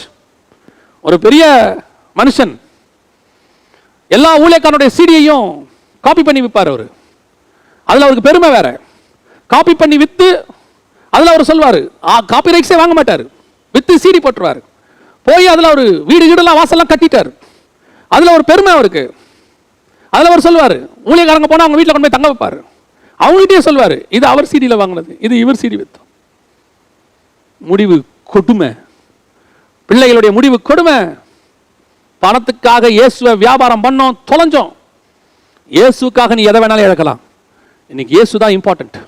இன்னைக்கு என்னாச்சு? இந்த அம்மா மணவாளனை விட்டுட்டாங்க, மணவாளனை கொடுத்துட்டாங்க. கர்த்தர் லேயாளை நினைத்தருளினார். அதான் இம்பார்ட்டன்ட். இன்னைக்கு ரொம்ப கேர்ஃபுல்லாக இருந்து கொள்ளுங்க. ஊழியத்தை மிஸ் பண்ணிடாதீங்க, ஆவிக்குரிய வாழ்க்கையை மிஸ் பண்ணிடாதீங்க. இன்னைக்கு போயிட்டு ஆவிக்குரிய வாழ்க்கையை விட்டு கொஞ்சம் விட்டு கொடுத்தா நீ அப்படி ஆயிடலாம், இப்படி ஆயிடலாம். இப்படி நீங்க பைபிள் வசனம்லாம் பேசினா மேலே வர முடியாது, பரிசுத்தம் பேசினாலும் வர முடியாதுன்னு சொல்லுவாங்க. நான் சொல்றேன், அப்படிலாம் பண்ணா வர முடியாதுங்க. கொஞ்சம் நீங்க நெளிவு சுழிவா போனா தான் வர முடியும். நீங்க நெளிவு சுழிவா போகாதீங்க. நான் சொல்றேன், போகாதீங்க. இங்க இருக்கிறவன் உங்களை உயர்த்ததை விட கர்த்தர் உங்களை அற்புதமாய் உயர்த்துவதற்கு வல்லமையுள்ளவராக இருக்கிறார். வெளிநாட்டில் வேலைக்கு சேர்ந்த போது அங்கே அவங்க கேட்டதான மிக முக்கியமான ஒரு கண்டிஷன் என்னன்னு கேட்டீங்கன்னு சொன்னா, சண்டே வேலைக்கு வரணும். எனக்கு சண்டே தான் ஆராதனை, அதனால சண்டேக்கு இம்பார்ட்டன்ஸ். ஒருவேளை வேற நாள் ஆராதனை அதுக்கு இம்பார்ட்டன்ஸ் கொடுத்துருப்பேன். ஆனால் அங்கே சண்டே தான் ஆராதனை. நான் சொன்னேன், இல்லை எனக்கு சண்டே லீவ் வேணும். எனக்கு இத்தனைக்கும் வேலை அப்போ தான் கிடச்சிருக்கு, அவங்க தான் ஃபஸ்ட்டு கொடுக்க போகிறாங்க. அப்போ அவர் கேட்டார், இல்லை இங்கே சண்டே நீங்கள் ஒர்க் பண்ணியே ஆகணும் அப்படின்னாரு. நான் சொன்னேன், சாரி என்னால் ஒர்க் பண்ண முடியாது அப்படின்னு. அப்படி என்ன உங்களுக்கு இம்பார்ட்டன்ட் சண்டேல என்ன அப்படின்னாரு. ஏன்னா அங்கே இருக்கவங்களாம் சண்டே வீக்கெண்ட்ஸ் அவங்க வேறு விதமாக ஸ்பெண்ட் பண்ணுவாங்க. அவர் அப்படி நினச்சிக்கிட்டார். சண்டே என்ன உங்களுக்கு ரொம்ப இம்பார்ட்டன்ட் அப்படின்னாரு. நான் சொன்னேன், எனக்கு சர்ச்சுக்கு போகணும் சார். நான் சண்டே ஆனால் சர்ச் போகிற ஆள், நான் சர்ச்சுக்கு போகணும். அவர் 2 நிமிஷம் என்ன அப்படியே பார்த்தாரு. சரி லீவ் எடுத்துக்கோங்க அப்படின்னாரு. ஏன்னா அவர் சொன்னார், வேறு எந்த காரணம் சொல்லியிருந்தாலும் நான் உங்களை வேலையை எடுத்து வைக்கிருப்பேன். நீங்கள் சர்ச்சுக்கு போகணும்னு சொன்னதுனால சரி கடவுளை தானே தெரியுங்க, போயிட்டு வாங்க நாங்கள் அட்ஜஸ்ட் பண்ணுறோம் அப்படின்னாரு. நான் சொல்கிறேன், நீங்கள் தேவனுக்கு வைராக்கியம் பாராட்டுங்கள், கர்த்தர் உங்களுக்கு என்று வைராக்கியம் பாராட்டுவார். எனக்கு ஆண்டவர் தான் முக்கியம், தூதாயும் நற்கனி முக்கியம் கிடையாது. ஆண்டவர் முக்கியம் சொல்லி பாருங்க. இந்த தூதாயும் நற்கனியை விட தி பெஸ்ட்டை கர்த்தர் கொடுப்பதற்கு வல்லமையுள்ளவராக இருக்கிறார். பல நேரங்களில் நாம எதை சூஸ் பண்றோம்னு கர்த்தர் வெயிட் பண்ணி பார்க்கிறார். எதுக்கு இம்பார்ட்டன்ஸ் கொடுக்குறோம்? ஒரு தீர்மானம் எடுக்கிறீங்க, இனிமேல் இந்த மாதிரி செய்ய மாட்டேன் ஆண்டவரே எடுக்கிறீங்க, கரெக்டா அந்த தப்பை செய்யறதுக்கான ஒரு சான்ஸ் ஒன்று வரும். இது கர்த்தர் தான் அனுமதிக்கிறார். எதுக்காக? நீங்க எடுத்த தீர்மானத்தில் கரெக்டா நிக்கிறீங்களான்னு கர்த்தர் பார்க்கிறார். நீங்க இல்ல நான் தீர்மானத்தில் தான் நிற்பேன், அதனால எனக்கு 10,000 ரூபாய் வந்தாலும் தேவையில்லைன்னு தள்ளி பாருங்க, கர்த்தர் உங்களை இதிலேயே அதை கொடுப்பதற்கு வல்லமையுள்ளவராக இருக்கிறார். அதுதான் சொல்ல வரேன். ராகேல்கிட்ட இருந்த அடுத்த சுபாவம், ஒரு பெஸ்ட்டை பார்த்த உடனே தன் மணவாளனை விட்டு கொடுத்தல். மணவாளனை விட்டு கொடுக்கிற எந்த சபையும் பரலோகத்துக்கு போகாது. மணவாளனுக்காக எல்லாவற்றையும் விட்டு கொடுக்கிறவர்கள் பரலோகத்துக்கு போயிடுவாங்க. யோசித்து பாருங்க, ரூபன் கொண்டு வந்து கொடுக்குறாரு, தன் பையன் பெஸ்ட் கொடுக்குறாரு. எல்லாருக்கும் தான் பையன் கொடுக்கறது, அதுவும் மூத்த பையன், முதல் பையன் கொடுக்குற அந்த காரியம் ரொம்ப இம்பார்ட்டன்ட், ரொம்ப முக்கியம். அதுவும் தி பெஸ்ட், தூதாயும் நற்கனின்னு இருக்கு. த சூஸ் அண்ட் பெஸ்டாமா, அது இருக்கிறதுலயே பெஸ்ட்லயே சூஸ் பண்ண பெஸ்ட். அதாவது ஆபேல் காணிக்கை செலுத்தினார் பாருங்க, அதுக்கு ஈக்குவல் தி பெஸ்ட். அதை கொண்டு வந்து தன் அம்மாவுக்கு கொடுக்கிறாரு. தன் பையன் கொடுத்த அந்த அவ்வளோ பெரிய சந்தோஷத்தை தன் மணவாளனுக்காக இழக்கக்கூடியது. இது இயேசுவினுடைய சுபாவம். எல்லாவற்றையும் துறந்து எதுக்காக? இந்த ஆத்துமாக்களை மீட்பதற்காக. அப்படிப்பட்ட சுபாவம் இருக்கணும் சபைக்கு, அப்படிப்பட்ட சுபாவம் இருக்கணும் விசுவாசிக்கு. இழந்து பெற்றுக்கொள்ளக்கூடியது. இன்னைக்கு என்ன நடக்குது யோசிச்சு பாருங்க. அப்படிப்பட்ட சபைகள் பரலோகத்திற்கு போகாது. அது இங்கே தான் இருக்கும். இயேசுவை வித்து உலகத்தை சம்பாதிக்கிறவன் பரலோகத்துக்கு போக முடியாது. மூன்றாவதாக ராகேல்கிட்ட இருந்த லேயாள்கிட்ட இருந்த வித்தியாசம் என்ன? ஆதியாகமத்தின் புஸ்தகம் 31ஆம் அதிகாரம் 32வது வசனத்துல ஒரு சம்பவம் இருக்கு. என்னன்னு சொன்னா, யாக்கோபு தன் மனைவி பிள்ளைகள் எல்லாரையும் கூட்டிட்டு கிளம்புறாரு. எங்க? தன் சுய தேசத்துக்கு, அதான் கானானுக்கு புறப்படுறாரு, அதாவது இஸ்ரவேல் தேசத்துக்கு புறப்படுறாரு. புறப்படும் போது தன் மனைவி கிட்ட வந்து சொல்றாரு, நம்ம போறோம், இந்த லாபானுடைய இதெல்லாம் இங்க விட்டுட்டு நான் எனக்கு உண்டானதை மட்டும்தான் எடுத்துட்டு போவேன். இந்த இடத்துல ரொம்ப அழகா யாக்கோபு தன் கை சுத்தத்தை பத்தி பேசுறாரு பாருங்க. 31ஆம் அதிகாரம் 32வது வசனம். ஆனாலும் யாரிடத்தில் உம்முடைய தெய்வங்களை கண்டுபிடிக்கிறீரோ அவனை உயிரோடு விட வேண்டாம். உம்முடைய பொருட்களில் ஏதாவது என் வசத்தில் உண்டானால் நீர் அதை நம்முடைய சகோதரருக்கு முன்பாக பரிசோதித்து அதை எடுத்துக்கொள்ளும் என்றான். உங்களை ஒண்ணு கூட நான் எடுக்கலையா, எல்லாத்தையும் விட்டுட்டு வந்துட்டான். ஆனா வசனம் சொல்லுது 31ஆம் அதிகாரத்துல 19வது வசனம், லாபான் தன் ஆடுகளை மயிர்கரிக்க போயிருந்தான். அந்த சமயத்தில் ராகேல் தன் தகப்பனுடைய சுரூபங்களை திருடிக் கொண்டாள் அப்படின்னு இருக்கு. இந்த இடத்துல வசனம் சொல்லுது 32வது வசனத்துல, ராகேல் அவைகளை திருடிக் கொண்டு வந்ததை யாக்கோபு அறியாதிருந்தான். இன்னைக்கு சபை உலகத்தில் உள்ளதான விக்கிரகங்களை திருடி கொண்டிருக்கிறது. ஒரு ஊழியர் சொன்னாரு, ஜெகன் வந்து அந்த காலத்துல விக்கிரக வழிபாடு இருந்துச்சு சபைகளுக்குள்ள, இந்த காலத்துல இருக்குன்னு பேசுறாரு, நாங்க என்ன இந்த காலத்துல வந்துட்டு பாகால வழிபடுறோமா ஊன்னு கேட்டிருந்தார். கொஞ்சம் யோசிக்கணும். விக்கிரகம்னா விக்கிரகம் இல்ல. இவங்களே பிரசங்கத்திலே சொல்லுவாங்க, பணம் உனக்கு விக்கிரகம், பதவி உனக்கு விக்கிரகம் எல்லாம் பேசுற ஆட்கள்லாம் இருக்காங்க. விக்கிரகம்னா என்ன? இந்த இடத்துல விக்கிரகம் எதை பத்தி சொல்லப்பட்டிருக்கிறது? அவ திருடி கொண்டது விக்கிரகம். ஆனா 1 சாமுவேலின் புஸ்தகத்தை நீங்க வாசிங்கன்னு சொன்னா 15ஆம் அதிகாரம் 23வது வசனத்துல முரட்டாட்டம் பண்ணுதல் அவபக்திக்கும் விக்கிரக ஆராதனைக்கும் சமானமாக இருக்கிறது. இன்னைக்கு விக்கிரகம், நிறைய விக்கிரகம் இருக்கு நமக்குள்ள. விக்கிரகம்னா ஆக்சுவலா என்ன தெரியுங்களா? சிலை மட்டும் கிடையாது. தேவனுக்கு பதிலாக எதெல்லாம் இருக்குதோ அதெல்லாம் விக்கிரகம். இப்ப தேவன் வைக்க வேண்டிய இடத்துல நீங்க வேற எதை வச்சாலும் அது விக்கிரகம். உதாரணமா, தேவனுக்கு கொடுக்க வேண்டிய நேரத்தை, இப்ப சர்ச்சுக்கு வர வேண்டிய நேரம் இருக்கு, அந்த நேரத்தை நீங்க சர்ச்சுக்கு வராம டிவி பார்த்தா டிவி விக்கிரகம். சர்ச்சுக்கு வர வேண்டிய நேரத்துக்கு வராம தேவனுக்கு பைபிள் வாசிக்க வேண்டிய நேரத்தில் வாசிக்காம நீங்க புக்கு படிச்சீங்கன்னா அது விக்கிரகம். நீங்க சபைக்கும் வராம, ஞாயிற்றுக்கிழமை ஆராதனைக்கு வராம, ஒருவேளை ஆராதனை நடக்கும்போது சொல்றேன், வராம நீங்க வேலை வேலை வேலைன்னு போனீங்கன்னா வேலை விக்கிரகம். நீங்க தேவனுக்கு பதிலாக வேற எதை கொண்டு வந்தாலும் அது விக்கிரகம் தான். இன்னைக்கு என்ன ஆயிடுச்சு? தன் தகப்பனுடைய விக்கிரகத்தை திருடி கொண்டு வந்தாள். நான் இதை எப்படி பார்க்கிறேன்னா, சபைகள் எல்லாவற்றையும் விட்டுட்டு கானானுக்கு புறப்படுது. நாம எல்லாத்தையும் விட்டுட்டா வந்தோம். ஆனா எல்லாத்தையும் விட்டோன்னு இருக்குது, எல்லாத்தையும் விட்டோமா? இன்னும் அங்க இருக்கிற பல பாரம்பரியங்களை கொண்டு வந்துட்டோம், அவங்களுக்குள்ள பல வழிபாடுகளை கொண்டாந்துட்டோம், அவங்களுக்குரிய பல காரியங்கள் இன்னும் இங்க இருக்கு, இன்னும் நமக்குள்ள இருக்கு. அந்த விக்கிரகங்களுக்கு செய்ததை இங்கேயும் செஞ்சுக்கிட்டு தான் இருக்கிறோம். ஆனா பேரு மட்டும் என்ன தெரியுமா? கர்த்தருக்கு பண்டிகைங்கிற பேரு. இங்க பேரு மட்டும் என்ன தெரியுமா? கிறிஸ்தவ பேரு இங்க. ஆனா மத்தபடி செய்யறதெல்லாம் அங்க உள்ளதுதான் இங்கேயும் மறைச்சு வச்சிருக்கிறது. இன்னைக்கு அந்த காரியங்களை கொண்டு வந்தது மாத்திரமல்ல, அதை கண்டுபிடிக்கிற ஆண்டவர் ஒரு வாய்ப்பு கொடுக்கிறார். அது இருக்குது, அதை ரிமூவ் பண்றதுக்கு சான்ஸ் கொடுக்கும்போது இவங்க என்ன செய்யறது தெரியுமா? அதை மூடி போட்டு மேல உட்காந்துக்கிறது. மூடி போட்டு மேல உட்காந்துக்கிட்டு, எங்ககிட்ட அப்படி ஒண்ணும் இல்லையே, என் சபையில எந்த குறையும் இல்லையே, இன்னைக்கு என்னுடைய ஆவிக்குரிய வாழ்க்கையில ஐ அம் பெர்ஃபெக்ட். நீ பெர்ஃபெக்ட்னு சொல்லும் போதே தெரியணும் there is a mistake. Nobody is perfect in this world. இயேசு கிறிஸ்துவை தவிர உலகத்துல பெர்ஃபெக்ட்னு ஒருத்தர் கூட கிடையாது. இயேசு கிறிஸ்து மட்டும்தான் பெர்ஃபெக்ட். இன்னைக்கு நிறைய பேருக்கு கோபம் வருது. கொஞ்சம் ஆராய்ந்து பாருங்க, எந்த மூடியை போட்டு மேல உட்காந்துருக்கீங்கன்னு. இன்னும் உங்களுக்குள்ள என்னென்னலாம் இருக்குன்னு பாருங்க. பொல்லாத விக்கிரகங்கள் எதெல்லாம் இருக்கு, விக்கிரகத்தின் சுபாவம் என்ன இருக்கு, முரட்டாட்டம் இருக்குதா, இன்னைக்கு என்னென்ன காரியங்கள்லாம் இருக்கு, அவபக்தி இருக்கா, யோசிச்சு பாருங்க. இன்னைக்கு எல்லாம் இருக்கு. சபைகளுக்குள்ள போட்டு, கூடாரத்துக்குள்ள போட்டு, மூடி மேல போட்டு உட்காந்துட்டு எங்ககிட்ட ஒண்ணுமே கிடையாது, we are perfect. இன்னைக்கு அப்படிதான் சொல்லிட்டு இருக்க ஒரு சபை. லேயால புறப்பட்டு வர சொல்லும் போது லேயால் எல்லாவற்றையும் விட்டு வந்தாள். அதான் வசனம் சொல்லுது, லேயால் எல்லாவற்றையும் விட்டு வந்தாள். ஆனா இங்க என்ன நடக்குது தெரியுமா? எல்லாத்தையும் கொண்டாந்தாச்சு. பழைய பாரம்பரியங்கள், இன்னைக்கு பழைய அவங்களுடைய ரட்சிக்கப்படுறதுக்கு முன்னாடி, ஆண்டவர் ஏற்றுக்கொள்வதற்கு முன்னாடி இருந்த சுபாவங்கள் எல்லாம் இன்னும் இருக்கு. ஆனா என்ன தெரியுமா? அங்க இருக்கும்போது கோபம், இங்க இருக்கும்போது அதுக்கு பேர் பரிசுத்த கோபமா. அங்க இருக்கும்போது ஆங்கர், இங்க இருக்கும்போது ஹோலி ஆங்கர் சொல்றாங்க. இன்னைக்கு பரிசுத்த கோபம் அங்க இருக்கும்போது வேற, இங்க இருக்கும்போது வேற. அதுக்கு பேர் வந்து பரிசுத்த முலாம் பூசுறது. அங்க கெட்ட வார்த்தை பேசினா பாவி, இங்க கெட்ட வார்த்தை பேசினா என் ரட்சிப்பின் அனுபவத்தையே போக்குற அளவுக்கு அவர்கள் கொண்டு வந்து விட்டார்கள். நீ பாவி தான், வேற வேற இந்த மாற்று கருத்தெல்லாம் கிடையாது, அவ்வளவுதான், ஃபினிஷ், ஓவர். இதுல என்ன ஒரு புது ஃபார்முலா கண்டுபிடிக்கிறது? அங்க உள்ள சுபாவம் மாறி இருக்குதா? இன்னைக்கு மூடி போட்டு உட்காந்துருக்கோம், பரிசுத்த மூடி, பரிசுத்தவான்கள் மூடி, நீதிமான்கள் மூடியை போட்டு உள்ளுக்குள்ள விக்கிரத்தை வச்சுக்கிட்டு உட்காந்துக்கிட்டு வர்றவங்களுக்கு முன்னாடி எல்லாம் என்கிட்ட ஒண்ணும் இல்லையே, ஐ எம் பெர்ஃபெக்ட். வெளியே இருக்கிறவனுக்கு தெரியாது, ஆனா உன் கூடாரத்துக்குள்ளே கர்த்தர் இருக்கிறார், அவருக்கு தெரியும். நீயா மனம் திரும்பி எடுத்து போட்டுட்டா நல்லது. கர்த்தர் ஒரு காரியத்தை உணர்த்தும் போது அதை உங்க சபையிலிருந்து ரிமூவ் பண்ணிடணும். கர்த்தர் உனக்குள்ள உன்னை உணர்த்தும் போது உனக்குள்ள இருந்து அதை ரிமூவ் பண்ணிடணும். இல்லைன்னு மூடி போட்டு அதுக்கு ஒன்று எதாவது பற்றி உக்காந்தீங்கன்னா உன் பிரயாணம் முடியாது. அவ்வளோதான். கர்த்தர் பார்த்துட்டு தான் இருப்பாரு, உன் பிரயாணம் முடியாது. கர்த்தர் எதை பேசினாலும் உடனே உணர்த்துறாரா, உடனே கீழ்ப்படுகிற இடத்துக்கு வரணும்.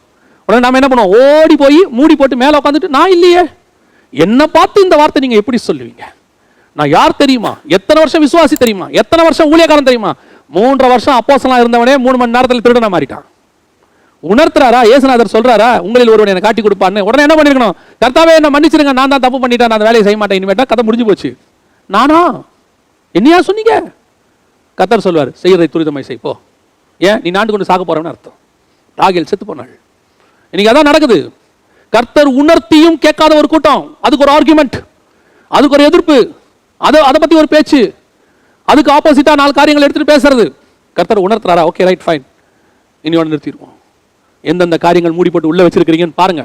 பொருளாசை இருக்குதா, பணத்தாசை இருக்கா, மூடி போட்டு வச்சிருக்கிறீங்களா? எது விக்கிரகமா இருக்குது? ஜாதி பெருமை இருக்குதா, பதவி பெருமை இருக்குதா? ஒருத்தர் அந்த பதவியை தக்க வைத்துக் கொள்வதற்காக நிறைய அரசியல் வேலைகள்லாம் செய்தார். நான் சொல்றது ஆவிக்குரிய வாழ்க்கையில நிறைய அரசியல் உள்ளடிகள்லாம் செஞ்சார். ஒரு நாள் அவரை மீட் பண்ணும்போது சொன்னேன், நமக்கு எதுக்கு இந்த பதவியெல்லாம், இதெல்லாம் தூக்கி போட்டு நம்ம பண்ண ஊழியத்தை பார்க்கலாமே அப்படின்னு. உடனே அவர் சொன்னார், எனக்கும் அதை விட்டுன்னு தான் ஆசை, எனக்கு இது மேலே இஷ்டமே கிடையாது. இவர்கள் விரும்புகிறார்கள். என்ன பண்ணாங்க, குதிரை மேலே உட்கார வச்சு மேலே ஏறி வச்சு கிரீடத்தை வச்சு நீங்கள் இல்லாவிட்டால் நாங்கள் செத்து போவோம் ராஜாவே நான் சொன்னாங்க. இவர்கள் விரும்புகிறார்கள். முடியாதுன்ட்டு வெளியே வாங்க. அதுக்கப்புறம் எப்படி இருப்பான், ஆசை உள்ளுக்குள்ள இருக்கு, மூடி போட்டு உட்காந்துக்கிட்டு தான் வந்துட்டு செக்ரட்டரியா இருக்கணும், தான் வந்து பொருளாளராக இருக்கணும், தான் வந்து தலைவராக இருக்கணும், மைண்ட்ல உள்ள இருக்கு, மேல மூடி போட்டுக்கிட்டு. ஆனா என்னிடத்தில் ஒன்றும் இல்லை, அவர்கள் விரும்புகிறதுனாலே நான் இருக்கிறேன், இல்லாவிட்டால் நான் இங்கு இருக்க மாட்டேன். நீ ஒரு ராகேல், உன் பிரயாணம் முடியாது. நிறைய பேர் அப்படித்தான் இருக்காங்க. கர்த்தர் உணர்த்தும் போது உணரணும், திருந்தும் போது திருந்தணும். இங்க யாரும் பரிசுத்தவான்கள் கிடையாது, இங்க யாரும் நீதிமான்கள் கிடையாது. கர்த்தர் உங்களை இருக்க சொல்றாரா இருங்க, வேணாம்னு சொல்றாரா வந்துருங்க. ஆசை அடுத்த வந்து திருடிட்டு வந்து உட்காந்துருக்கிறது. யாரு? லாபான் திருடிட்டு வந்து உட்காந்துருக்கிறது. கொஞ்சம் உட்காந்து அப்படியே பீரோவை திறந்து பாருங்க, யாருதாவது இருக்கான்னு பாருங்க. அக்கா கிட்ட திருடினது, தங்கச்சி கிட்ட திருடினது, அண்ணன் கிட்ட திருடின டாக்குமெண்ட், அவங்க கிட்ட திருடின புடவை. இது நான் கேட்கல, ஆனா வந்துச்சு. எப்படி? கால் நடந்து வந்துச்சா? இன்னைக்கு நிறைய மூடி போட்டு உட்காந்துருக்கு வீட்டுக்குள்ள கூடாரம். இது திருந்துகிற காலம். ஆண்டவர் சொல்றாரு, கொடுத்துரு, லாபான்ட்ட கொடுத்து அனுப்பிடு. ஏன்? இந்த சுரூபம் வழியில உன்னை கொன்னுடும், இந்த விக்கிரகம் உன்னை கொன்னுடும், இந்த திருட்டு உன்னை கொன்னுடும். பாத்தீங்களா, அவ திருடிட்டு வந்தா அடுத்த வாழ்க்கையில வந்து என்ன தெரியுமா, பொய். இது அடுத்தடுத்து பாவத்தை பிறப்பிக்கும். அந்த விக்கிரகம் அடுத்தடுத்த பாவத்தை பிறப்பிச்சுட்டே போகும். லாபான் வந்து கேட்கும்போது அடுத்து ஒன்று சொல்றா, பொய். என்னது? நான் ஸ்திரீகளுக்குரிய வழிபாடுல இருக்கிறேன், என்னால ஏந்திரிக்க முடியல, பொய். அடுத்து பொய். கணவனுக்கு கூட தெரியாம பொய். பாவம், அவன் இன்னசென்ட்டா சொல்றான், எங்கிட்ட யாருக்கிட்டையும் கிடையாது, நாங்க அத்தனை பேரும் வந்து எதுவுமே எடுக்கல. வீட்டில் இருக்கிறவங்களுக்கு கூட தெரியாம மூடி போட்டு வச்சிருக்கியோ, யாருக்கும் தெரியாது நினைச்சிட்டு இருக்கிறீங்களா? உன் பிரயாணத்தை கர்த்தர் முடிச்சு போடுவார்.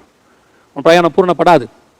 பரலோகத்துக்கு போகணும், நான் பரலோகத்துக்கு போகணும், என் சபை பரலோகத்துக்கு போகணும், நாங்கள் இதெல்லாம் எனக்கு வேணாம் அப்படின்னு முடிவெடுத்தினா கர்த்தர் அருவருக்கிற காரியங்கள் எது இருந்தாலும் அதை மூடி போடாதீங்க, அதை வெளியரங்கமாக்குங்க. சவுலுக்கும் தாவீதுக்கும் அதான் வித்தியாசம். சாமுவேல் வந்து சொல்றாரு, ஆடு மாடுகளின் சத்தம் கேட்கிறதே, உடனே மூடி போடுறாரு. சவுல் என்ன மூடி போடுறாரு தெரியுமா? இது உம்முடைய தேவனுடைய கர்த்தருக்கு ஆராதனைக்கென்று பலிக்கென்று வச்சிருக்கிறோம். செத்து போனா பவுல் வழியில, செத்தே போனா. அதுதான் சொல்ல வரேன், மூடி போடாதீங்க. அதே நேரத்தில் தாவீதுகிட்ட வந்து சொல்றாங்க, ஆட்டுக்குட்டியை ஒருத்தன் எடுத்துக்கிட்டான், அவன் சொல்றான், நானே அந்த மனுஷன். ஓப்பன் பண்ணாம பாருங்க, எஸ் நான் தான், உன் ராஜ்யபாரம் நிலைக்கும் என்று கர்த்தர் சொன்னார். அதாங்க நடந்தது. பாவத்தை ஒத்துக்கிறதுனால நம்ம வாழ்க்கை வீணா போகாது. அதை கர்த்தர் மன்னிக்க வல்லமையுள்ளவராக இருக்கிறார். ஒருவேளை அப்படிப்பட்ட காரியங்கள் இருக்குமானால் இன்னைக்கு ஆண்டவர்கிட்ட, ஆண்டவரே நான் ஒப்புரவாகிறேன், ஆண்டவரே நான் அதை தருவதற்கு தயாராக இருக்கிறேன், ஆண்டவரே நான் அதை விடுவதற்கு தயாராக இருக்கிறேன், ஆண்டவரே சொல்லி பாருங்க. நம்முடைய பிரயாணம் பூரணப்படும். நம்முடைய பிரயாணம் கானானுக்குள்ளே போய் முடியும். வழியில செத்து போன இஸ்ரவேலர்கள் அல்ல, கானானுக்குள் பிரவேசித்த யோசுவா காலேப் மாதிரி நாம் மாறணும். அதுக்கு தான் கர்த்தர் சொல்லிட்டு இருக்கிறார். கடைசியாய் நான் ஒரு காரியத்தை சொல்லிவிட்டு முடிக்க விரும்புகிறேன். ஆதியாகமத்தின் புஸ்தகம் 35ஆம் அதிகாரம் 19ஆம் வசனத்துல ராகேல் வழியிலே ஒரு குழந்தையை பெற்று வேதனைப்பட்டு அதில் மரித்து போனாள். ஆனால் லேயாளை குறித்தோ அந்த இடத்துல ஒண்ணுமே இல்லை. எனக்கு ஒரு பெரிய ஆச்சரியம் என்னன்னா, இந்த 2 பேரை பத்தி பார்க்கும்போது லேயாள் மரித்ததை பத்தி சொல்லவே இல்லை. லேயாள் இந்த இடத்துல மரிச்சாங்க, இந்த இடத்துல அவளை புதைச்சா, எதுவுமே இல்லை. ஒரே ஒரு இடத்துல, அதுவும் ஃபைனலா சாகும்போது யாக்கோபு சொல்ற வார்த்தை என்னன்னா, என்ன ஒரு கல்லறையில வைங்க, அந்த கல்லறையில யார் யாரெல்லாம் இருக்கிறாங்கன்னு சொன்னா, ஆபிரகாம் சாராள் இருக்கிறாங்க, அந்த இடத்துல ஈசாக்கும் ரெபேக்காலும் இருக்காங்க, அங்கதான் லேயாலும் இருக்கிறா, என்னையும் கொண்டு போய் அங்க வச்சிருங்கன்னு சொல்றாரு ஒழிய, லேயால் எந்த இடத்துல செத்தா, எப்படி செத்தா எதுவுமே கிடையாது. நான் விசுவாசிக்கிறேன், லேயாளுடைய மரணம் இங்கே பதிவு செய்யப்படவில்லை. லேயால் எங்க செத்தா, எப்படி செத்தாங்கிறது பதிவு செய்யப்படவில்லை. ஆனா கானானுக்கு போனாள் என்பது மாத்திரம் இருக்கிறது. அவள் பிரயாணம் பூரணப்பட்டதை ஒழிய மரணத்தை குறித்து சொல்லப்படவில்லை. அப்படின்னா என்ன அர்த்தம் தெரியுமா? நீ உலக பிரகாரமா மறிச்சாலும் உன் ஆவிக்குரிய மரணம் இங்க இருக்காது. நீ பூரணப்பட்டு கானானுக்குள்ளே பிரவேசிப்பாய். லேயாளுடைய நல்ல சுபாவம் என்ன தெரியுமா? அற்பமாய் எண்ணப்பட்டாள். கர்த்தர் அவளை ஆசீர்வதிச்சாரு. பொறுமையோடு கூட இருந்து பெற்றுக்கொண்டாள். கர்த்தர் அவளை ஆசீர்வதிச்சாரு. அவள் தன் தங்கையை பார்த்து எந்த விதத்திலும் பொறாமப்படலை. என்ன பொறாமப்படலை? அவளை தானே நேசிச்ச, அவளுக்காக நீ வேலை செஞ்சான். ஒரு நாள் கூட தன் கணவன்ட்டு அவள் சண்டையை போடலை. அவள் சொன்னதில் என்ன தெரியுமா? அவர் எங்கிட்ட அன்பா இருப்பார், அவர் எங்கிட்ட அன்பா இருப்பார். ஆனால் ராகேல் அப்படி அல்ல. தங்கிட்ட அன்பா இருந்த கணவன்கிட்ட கூட அவள் சொல்றா, எனக்கு பிள்ளை கொடும், நான் சாகிறேன். பொறாமை. லேயாளுக்கு பொறாமை கிடையாது. சபை பொறாமை கொள்ளக்கூடாது. ஊழியங்களிலோ ஊழியக்காரத்திலோ அடுத்தவங்க ஆசீர்வதிக்கப்படும் போதோ சந்தோஷப்பட கற்றுக்கோங்க. முதல்ல அவங்கள பார்த்து சந்தோஷப்படுங்க, பொறாமப்படாதீங்க. உங்களுக்கு ஒருவேளை இல்லையா, ஆண்டவர்கிட்ட கேளுங்க. ஆண்டவரே உங்களுக்கு சித்தமானால் அதை எனக்கு கொடுங்கன்னு கேளுங்க. கர்த்தர் தருவதற்கு வல்லமையுள்ளவராக இருக்கிறார். ரெண்டாவது, எதைக்காகவும் இயேசுவை இழந்துடக்கூடாது. இந்த உலகத்தில் எதை வேணாலும் இழக்கலாம், இயேசுவை மட்டும் இழக்கக்கூடாது. அவருக்காக எதை வேணாலும் இழக்கலாம். தன்னுடைய தூதாயும் நற்கனி தன் மகன் கொண்டு வந்து கொடுத்த தி பெஸ்ட்டை கொடுத்து தன் கணவனை அவர் வாங்குகிறார், மணவாளனை வாங்குகிறாள். அந்த இடத்துக்கு தான் சபை இருக்கணும். கடைசியாக இந்த உலகத்தில் உள்ளதை எந்த ஒரு காரியமும் திருட்டளவாய் கூட உள்ளே வரக்கூடாது. மூடி போட்டு அதை வச்சிருக்கக்கூடாது. எங்கிட்ட ஒன்றுமில்லை. இயேசு சொல்றார், தெளிவாக சொல்றாரு, உலகத்தின் அதிபதியானவன் என்னிடத்தில் வருகிறான், அவனுக்கு என்னிடத்தில் ஒன்றுமில்லை. இவங்க அந்த ராகேல் கூடாரத்துக்கு வரதுக்கு முன்னாடி லேயால் கூடாரத்துக்கு தான் போறாரு லாபான். லேயால் கூடாரத்துக்கு போய் செக் பண்றாரு, அங்கே இல்லைன்னு இருக்கு, எதுவுமே இல்லை, லாபானுடையது எதுவுமே இல்லை. அப்படின்னா என்ன அர்த்தம்? மணவாளனை நம்பி நான் என்னைக்கு வந்துட்டனோ அதற்கு பிறகு இந்த உலகத்தில் உள்ளது எதுவும் என்னுடைய கூடாரத்துக்குள்ள இருக்காது. எப்ப நான் யாக்கோபுக்கு நம்பி வந்துட்டேனோ, என் மணவாளன் நம்பிட்டேனோ, என் மணவாளன் நேசிக்கிறார் அது வேற விஷயம்.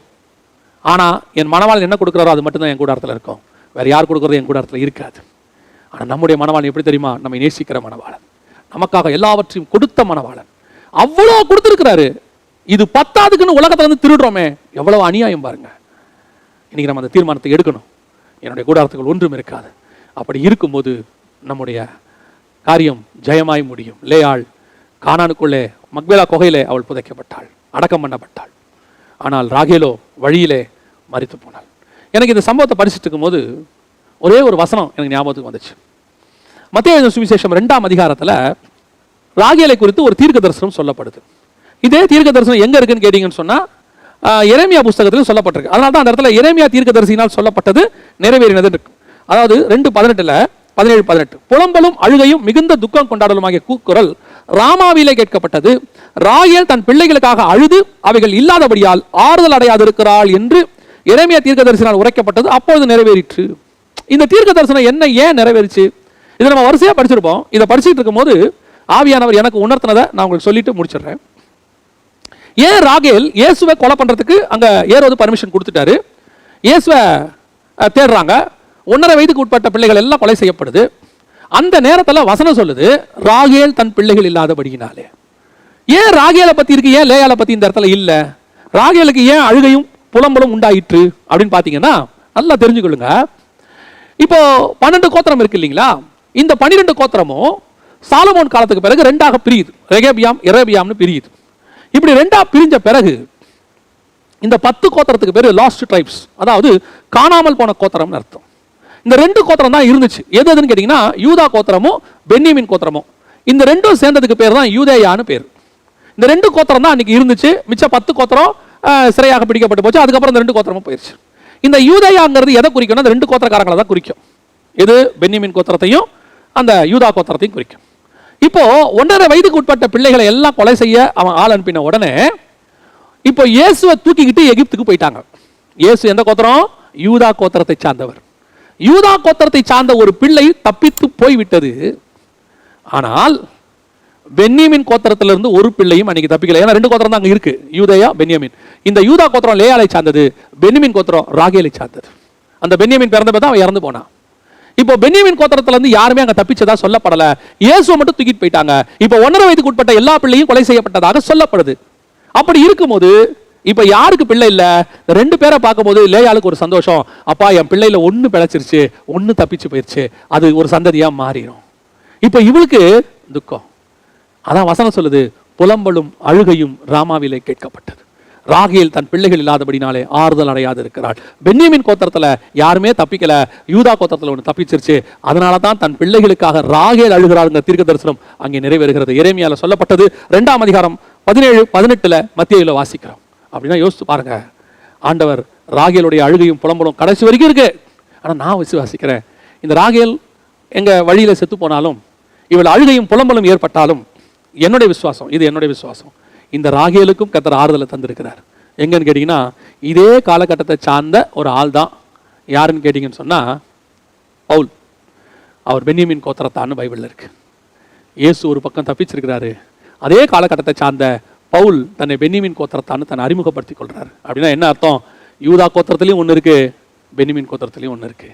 லேயாளுக்கு ஆறுதலை கொடுத்த ஆண்டவர் ராகேலுக்கும் ஆறுதலை கொடுக்க வல்லமையுள்ளவராக இருக்கிறார். இன்னைக்கு நாம பிரயாணப்பட்டுக்கிட்டு இருக்கிறோம். இன்னைக்கு இந்த பிரயாணம், ஆவிக்குரிய பிரயாணம் நடக்குது.